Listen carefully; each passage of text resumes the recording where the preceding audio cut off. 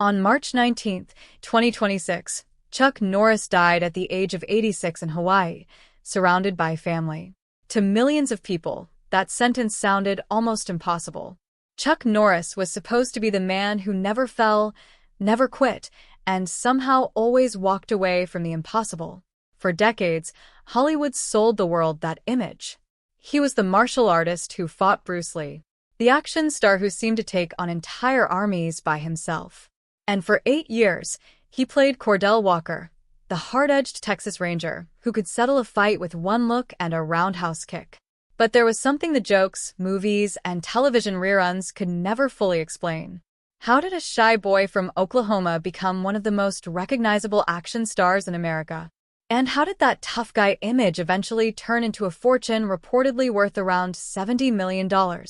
The answer is much stranger than the Chuck Norris legend. Because long before the beard, the black belts, and Walker, Texas Ranger, there was a young man who did not look like a future Hollywood icon at all. And the story of how he got there begins with a family that had very little money. Carlos Ray Norris was born on March 10, 1940, in Ryan, Oklahoma. The world would eventually know him simply as Chuck. But there was nothing particularly intimidating about the boy who carried that name. Norris grew up in a modest family, and his early years were shaped by financial hardship. His father struggled with alcoholism and worked a series of jobs, while his mother raised Chuck and his brothers. By his own later descriptions, Norris was not the confident, unstoppable figure people eventually imagined. He was quiet. He was shy. And he did not believe he had much athletic ability. That is one of the first contradictions in his story. The man who would eventually become a 6-time undefeated world professional middleweight karate champion did not begin life looking for fights. In fact, the discipline that changed everything entered his life almost by accident. After graduating high school, Norris joined the United States Air Force in 1958. He was sent to South Korea, where his military service exposed him to martial arts. He started with judo. Then he discovered Tang Soo Do. And something clicked. For the first time, Norris found an activity that rewarded discipline more than natural talent. He could train. He could repeat the same movement hundreds of times. He could improve. That lesson would eventually become the foundation of almost everything he did. Because Chuck Norris did not become Chuck Norris overnight. He built the character one repetition at a time. By the time he returned to the United States, martial arts had become far more than a hobby. Norris opened karate schools and began competing professionally. And then something happened that changed the direction of his entire life. He started winning. Not once. Not twice. Again and again. From 1968 through 1974, Norris became the undefeated world professional middleweight karate champion, winning 6 consecutive championships. Suddenly, the quiet young man who had once lacked confidence had become a serious name in the martial arts world. But the biggest opportunity had not arrived yet. Because eventually, one of the most famous martial artists on earth would notice him. His name was Bruce Lee. By the early 1970s, Chuck Norris had built a reputation as a martial artist and instructor. He had also developed connections inside Hollywood through students and friends. One of those friends was Steve McQueen. McQueen was already a major movie star, and Norris had taught him martial arts. McQueen saw something in Norris that Norris apparently did not fully see in himself. He encouraged him to try acting. That advice eventually led Norris into the movies. Then came 1972. Bruce Lee was making the way of the dragon, and Norris was cast as Colt, the martial artist who confronts Lee's character in one of the most famous fight scenes in movie history. The location was Rome. The setting was the Colosseum, and the fight was brutal. For audiences, it looked like a clash between 2 unstoppable warriors. But behind the scenes, the scene represented something much bigger for Norris. He was no longer simply a martial arts champion who happened to appear in movies. Hollywood had discovered that his real-life fighting ability could become part of his screen identity. And that was valuable. Very valuable. Norris soon began taking leading roles. His early paychecks, however, were nowhere near the millions people might imagine today. For Breaker, he reportedly earned around $10,000. The next year, his pay for Good Guys Wear Black rose to about $40,000. Then came A Force of One. Then, An Eye for an Eye. With every successful film, the numbers grew. By 1980, Norris was no longer a newcomer hoping for his big break. He was becoming one of the most reliable action stars in American cinema. But his greatest financial transformation was still years away. And strangely enough, the man who would eventually make him one of television's most recognizable faces did not arrive until the next decade. That man was Walker. And that television show would change not only Norris's career, but the fortune he would eventually leave behind. By the 1980s, Norris had established himself as a dependable action star. Movies such as Missing in Action, Code of Silence, Invasion USA, and The Delta Force helped turn his name into a global brand. But there was a problem with being an action movie star. Movies come and go. Television stays in people's homes. Then, in 1993, CBS premiered Walker, Texas Ranger. Norris played Cordell Walker, a Texas Ranger with a strict moral code and a talent for solving problems with martial arts. The formula was simple. Bad guys appeared. Walker confronted them. Justice followed. And millions of viewers kept coming back. The series ran for 8 years, from 1993 until 2001, producing nearly 200 episodes. That consistency changed Norris's financial life. According to later reporting, he eventually earned roughly $375,000 per episode. That number matters because it reveals something the old Chuck Norris jokes never did. The fortune was not created by one blockbuster movie. It was built slowly through decades of work, television income, business ventures, endorsements, real estate, and the brand Norris had created around his own name. And yet, even after all that success, Norris would eventually discover that building a fortune and protecting every dollar of it were two very different things. Because behind the scenes of Walker, Texas Ranger, a financial battle was developing. And when Norris finally decided to fight it, the number involved was so large that even Chuck Norris's name could not make it disappear. That fight would eventually become one of the most revealing chapters of his entire career. For years, Chuck Norris's wealth was almost as famous as his roundhouse kick. The numbers repeated online were impressive. Some estimates placed his fortune at roughly $70 million, built through acting, television, martial arts schools, endorsements, real estate, and business ventures. But there is an important distinction. A celebrity net worth estimate is not the same thing as a bank statement.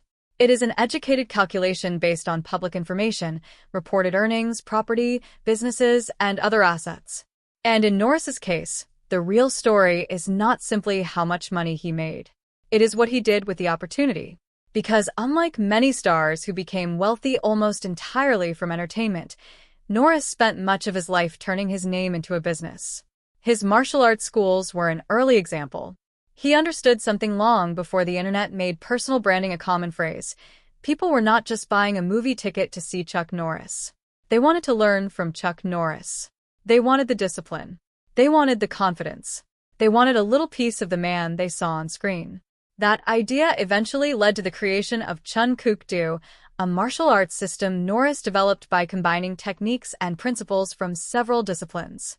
But his business interests went far beyond martial arts. Norris became involved in fitness products, books, endorsements, and entertainment ventures. He also invested in real estate and continued appearing in television and film projects. And then came something that changed the meaning of his fame. The internet discovered Chuck Norris. By the early 2000s, something unexpected happened. Chuck Norris was no longer simply an action star from the 80s. He had become an internet myth. The so-called Chuck Norris facts turned him into a character larger than any role he had ever played. The jokes were ridiculous by design. They claimed Norris could divide by zero, that he could slam revolving doors, that he did not sleep because he waited. The jokes were everywhere. And at first, they might have seemed like nothing more than an online fad. But Norris understood the power of the phenomenon. Instead of fighting the joke, he embraced it. That decision mattered.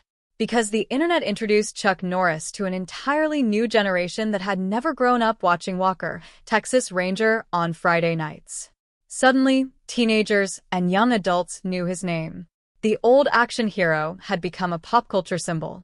And there was another side to his public image that mattered even more: faith. Norris became increasingly open about his Christian beliefs and his family life. He wrote books about his faith, including Against All Odds, and became involved in charitable work. One of his most important efforts was Kickstart Kids, a program designed to teach character and discipline to young people through martial arts. That was not an accident. It reflected the lesson Norris had learned decades earlier in South Korea.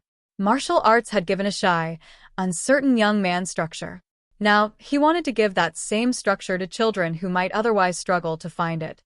And this is where the story begins to move away from Hollywood. Because the fortune attached to Chuck Norris was not just sitting in a vault somewhere. It was connected to a lifetime of businesses, properties, intellectual property, and carefully maintained public identity. But even with all that success, Norris's personal life had experienced its own difficult chapters. And one of the biggest came long before Walker, Texas Ranger, ever made him a household name. Chuck Norris was married 3 times. His first marriage, to Diane Holchek, lasted from 1958 until 1988. They had 2 sons, Mike and Eric. Norris also had a daughter, Dina, from another relationship. Later, he married Gina O'Kelly in 1998. Together they had twins, Dakota and Danielle. By the time Norris reached his 60s, he had built the family life that would become increasingly important during his later years. But there was a painful chapter hidden inside that apparently successful life.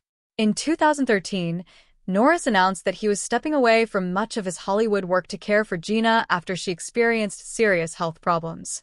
That decision surprised people. Here was a man whose career had been built around toughness, independence, and constant movement. But now the priority was simple. His wife needed him, and Norris chose family. It was a decision that revealed something the movies never could. The man who had spent decades playing characters who protected everyone else was now living the role in private. For a while, the public image of Chuck Norris and the private man seemed almost perfectly aligned. But the older he became, the more complicated the story grew. Because retirement did not mean disappearing. Norris continued writing. He continued exercising. He continued speaking publicly. And, remarkably, he continued training. Even in his 80s, he shared videos of himself practicing martial arts. In one of his final public appearances online, he joked about aging by saying, "I don't age. I level up." It sounded exactly like the Chuck Norris people had known for decades. But by then, there was something different about the joke.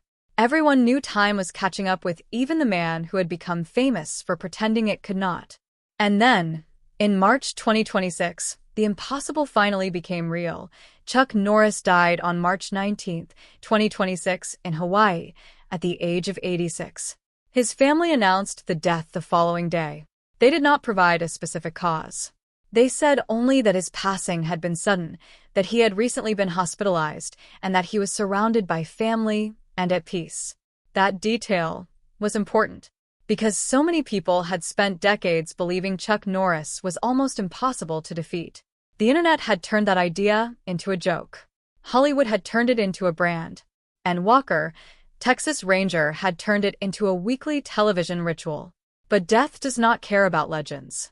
It does not care about movie characters. And it does not care how many people believe you are invincible. When the news spread, tributes arrived from fans, fellow actors, martial artists, and military communities. For many Americans, Norris represented something larger than a film career. He represented discipline, strength, faith, and a particular kind of old-school toughness that seemed increasingly rare. But his family saw something different. They did not see Walker. They did not see the man from the memes. They saw a husband, a father, a grandfather. The family statement described him as the heart of our family, while thanking fans who, in Norris's eyes, were more than just an audience. And that brings us back to the fortune. Because once the headlines about his death faded, another question began circulating. How much did Chuck Norris actually leave behind? The answer sounds simple. It isn't. Estimates around Norris's death placed his net worth near $70 million. That sounds enormous. And compared with the average American family, it is. But celebrity wealth has a strange way of creating false expectations. A person can appear rich because they have made millions over decades while simultaneously spending money on homes, businesses, taxes, employees, charitable causes, investments, and family responsibilities. The amount someone earned during a lifetime is not the same as the amount their heirs receive. That distinction is especially important with Norris. His fortune was spread across different parts of his life. There were entertainment earnings. There were business interests. There was real estate. There were books and licensing opportunities. There was the value of his name itself. And there were decades of expenses that never appear in a celebrity headline. So, when people hear a number like $70 million, they should not imagine a giant pile of cash waiting for the family. They should imagine an estate made up of assets, investments, property, rights, and other holdings that have to be valued, transferred, and managed. That is where the emotional part of the story becomes more complicated. Because Chuck Norris did not leave behind only money. He left behind a name that had become an American institution. He left behind children and grandchildren. He left behind a wife who had spent decades beside him. And he left behind a career that had crossed generations. The man who once struggled to believe in himself had become someone whose name could be recognized almost anywhere in the world. But there was still one final question. If the fortune was really that large, why did reports about it create such an emotional reaction? The answer lies not in the size of the number. It lies in what the number represents. And the deeper you look into the final years of Chuck Norris's life, the clearer that becomes. There was one battle Chuck Norris fought that had nothing to do with martial arts. It happened in court. In 2018, Norris sued CBS over the profits from Walker, Texas Ranger, claiming the network had failed to honor his contractual share of the show's profits. His lawsuit sought more than $30 million. At the time, the series had generated hundreds of millions of dollars in revenue. That detail changes the way the fortune story looks. Chuck Norris was not simply a man collecting enormous checks and watching his wealth grow. He was also a businessman protecting what he believed he had earned. The dispute was eventually settled in 2023 for an undisclosed amount. And perhaps that is the clearest lesson in Norris's financial story. His fortune was built one chapter at a time. The shy Oklahoma boy became a martial artist. The martial artist became a movie star. The movie star became Walker. And Walker became a brand that continued earning long after the cameras stopped rolling. But money was never the only thing Norris left behind. His family remembered something much more personal. When Norris died on March 19, 2026, his family said he was surrounded by loved ones and at peace. They described him not as a superstar, but as the heart of their family. That distinction says almost everything. To the public, he was the man who could never be defeated. To his wife and children, he was simply Chuck, the husband, the father, the grandfather, the man who had spent decades building a career, but ultimately measured his life through the people closest to him. And that is why the reported $70 million fortune is only part of the story. Celebrity Net Worth estimated his wealth at about that amount when he died, while other reports repeated the same figure. But no public source has established the exact value of the estate that his heirs will ultimately receive. That number can change after debts, taxes, property valuations, trusts, business interests, and other obligations are settled. So the real inheritance may never be captured by a single headline. What can be measured is the legacy. 6 World Professional Middleweight Karate Championships. Nearly 200 episodes of Walker, Texas Ranger. Decades of movies. Martial arts schools. Books. Charity work. And a character who became so recognizable that the internet turned his name into a joke about being invincible. Yet perhaps the most powerful image came at the very end. A man who spent his entire career pretending to be impossible to stop finally became human again. He aged. He became a husband who cared for his family. And when his life ended, his family did not speak first about his money. They spoke about love.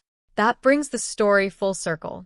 Chuck Norris built a fortune, but his greatest achievement was building a life that continued to mean something after the cameras stopped. The legend may have been made in Hollywood, but the legacy was made at home. And maybe that is the part of Chuck Norris's story the jokes never understood.